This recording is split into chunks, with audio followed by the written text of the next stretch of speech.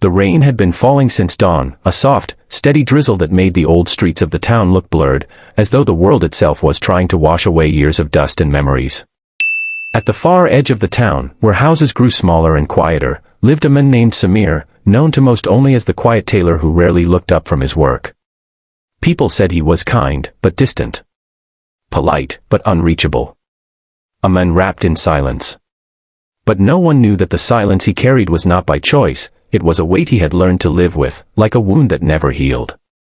For decades, Samir had lived with an ache he didn't know how to name, an ache that began in childhood and had grown with him, shaping him into the quiet shadow he became. Yet life has a way of sending light even into the deepest corners, often through unexpected faces. The light, in this case, arrived in the form of a little girl. Her name was Aisha. She first entered his shop one late afternoon, pushing the creaky door open with a small hand while holding a bright red umbrella almost twice her size.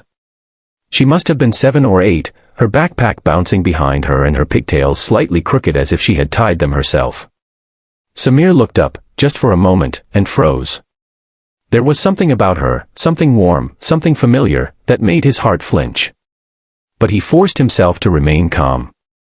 "Can I help you?" he asked, his voice soft, careful. Aisha stepped forward confidently and placed a torn school uniform shirt on the counter. "Can you fix this?" she asked. "Mama says you're the best tailor in the whole town." Samir nodded. "Yes, of course." He picked up the shirt and examined the tear. It was small. Easy to mend. Quick work. "Come back tomorrow afternoon," he said. "It'll be ready." Aisha grinned, bright, unguarded, and kind, and Samir felt something stir inside him, something he quickly pushed back down. "Thank you, uncle," she chirped. And she left. But for the first time in what felt like years, Samir noticed that the shop felt just a little less lonely after she was gone. The next day, she returned, early. Samir hadn't expected her for another 2 hours. She charged into the shop, umbrella dripping rainwater, eyes shining with excitement. "I came to see if it's done." Samir raised an eyebrow. "You're early." "I know," she said proudly. "Mama says being early is better than being late." He handed her the neatly fixed shirt. Her smile widened. "Wow. It looks brand new." "You're really magic, uncle." "Are you sure you're not a wizard?" Samir actually laughed, quietly, but enough that the sound startled even him. "I'm sure," he said. "Just a tailor." She tilted her head thoughtfully. "I think you're more than that." Before he could say anything else, she waved and ran off again, leaving behind a little burst of warmth in the shop. That night, Samir sat alone at his small wooden table, drinking tea that had gone lukewarm. But it wasn't the tea he was thinking about. It was the little girl's words. "I think you're more than that." It had been a long time since anyone had said something so kind to him. A long time since anyone had made him feel seen. He wondered if she would come again. She did. Over the next few weeks, Aisha became a regular visitor, not because she needed repairs, but because she liked talking to him. She would race in after school, plop onto the wooden stool in the corner, and chatter away. Sometimes she told him stories about school. Sometimes she shared drawings. Sometimes she helped him separate buttons by color, turning it into a game. And slowly, without meaning to, Samir found himself talking too. She asked him questions, simple ones, innocent ones, and he found that answering her didn't feel heavy the way conversations usually did. One day she walked in with a small paper flower she had folded herself. "Here," she said. "It's for you." Samir blinked. "For me?" "Yes," she said. "You always look like you need something happy. Mama says people who look sad need extra kindness." Samir swallowed hard.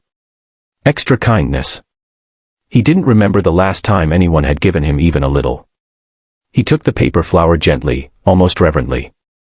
"Thank you," he said, and the words carried more emotion than she could understand. "It's okay," she chirped. "I like giving nice things to nice people." She said it so simply, so naturally, that Samir had to turn away so she wouldn't see his eyes sting. Months passed, and the little shop changed without anyone noticing. The air felt lighter. Samir's smile came easier. He started keeping candies in a jar for her. Started saving colorful thread scraps because she liked making bracelets from them. Started waiting by the window each afternoon, pretending he wasn't waiting. For a man who had lived in emotional winter for decades, this small girl had become his first glimpse of spring. But seasons change. And sometimes, when happiness returns, life tests how much of it you are ready to hold. One evening, Aisha didn't come. Samir noticed immediately. He kept glancing at the door, kept checking the street through the rain-speckled window. But she didn't appear. The next day, she didn't come either. Nor the next. By the fourth day, his chest felt tight, heavy, familiar, like the old ache had returned and brought reinforcements.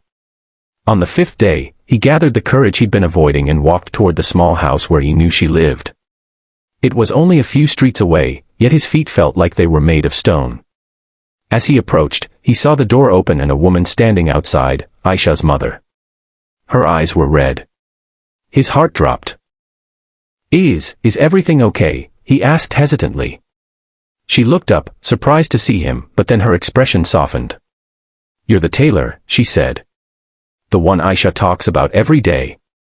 Samir felt something in his chest twist. "She talks about me?" Her mother nodded weakly. "All the time." There was a long silence before she spoke again, her voice trembling. "Aisha's been in the hospital." Samir's breath caught.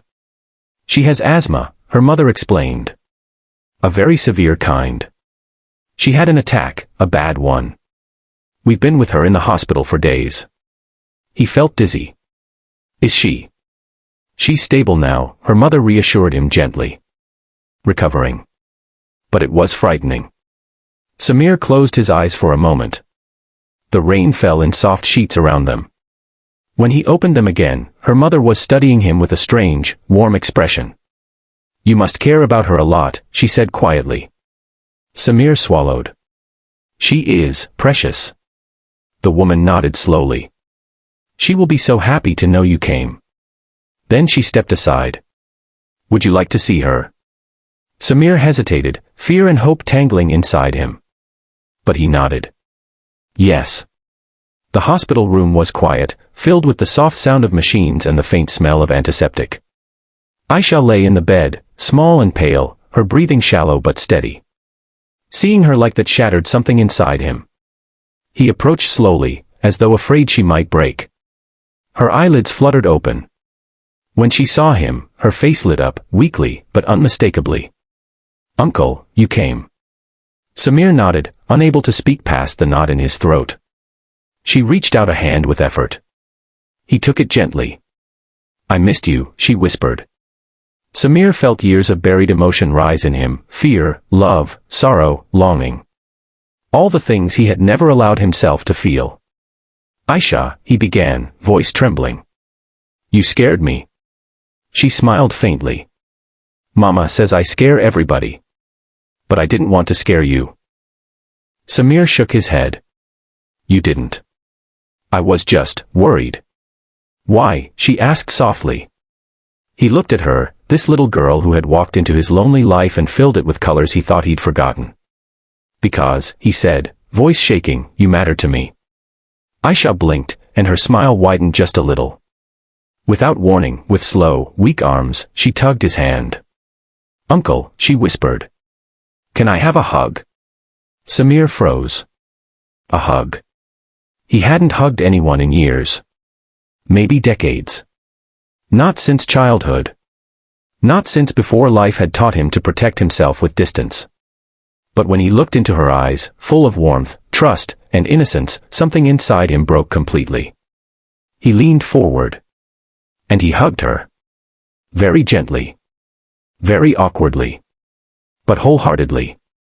And the moment his arms wrapped around her tiny frame, something astonishing happened. The heaviness he had carried all his life, the loneliness, the old wounds, the silent grief, began to melt. As though her small arms had unlocked something in him that he never knew could open. He felt warmth flood through him. Real warmth.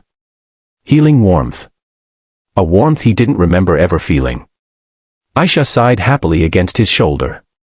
"You give very nice hugs," she murmured. Samir let out a breath that felt like letting go of a lifetime's worth of pain. "So do you," he whispered.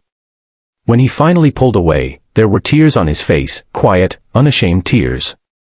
Aisha reached up and wiped them with her small fingers. "See," she said. "I told you. You're more than a tailor." Samir laughed softly through his tears. "Yes," he said. "Maybe I am." In the months that followed, Aisha recovered fully. She returned to school, to her drawings, to her chatter. And she returned, of course, to the little tailor shop that now felt more like home than any place hadn't felt in years. Samir no longer waited by the window pretending not to. He waited openly. And when she arrived, she always ran into his open arms. Because the hug that healed a lifetime had done more than heal him. It had taught him something he had forgotten long ago. That even the deepest wounds can soften. That even the oldest loneliness can crumble. And that sometimes, the smallest arms can hold the greatest power. The power to heal a lifetime with a single, honest hug.